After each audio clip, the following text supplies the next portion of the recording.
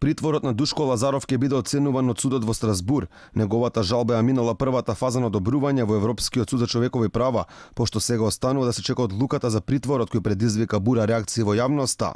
Тони Менкиновски, адвокатот на првостепено осудениот на 15 години за настаните од 27 април, за Алфа вели дека доколку во Страсбур биде прифатена жалбата на Лазаров, тогаш според законот одбраната ќе побара разрешување на сите судии кои одлучувале за неговиот притвор.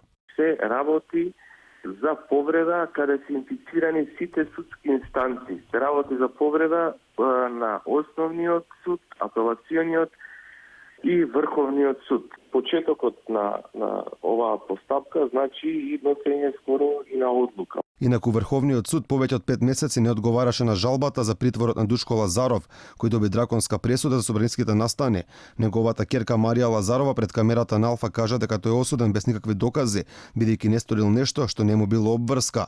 Менкиновски вели со одлуката на судот во Страсбур стартува меѓународно испитување на целиот судски процес за настаните од 27 април, а не само за Лазаров. Предметот на Душко Лазаров е почеток на меѓународниот мониторинг и надзор на целокупниот предмет за 27 април, кој го има епитетот на политички предмет, каде постои сосема јасна и транспарентна повреда на правото на правично судење пред непристрасен трибунал.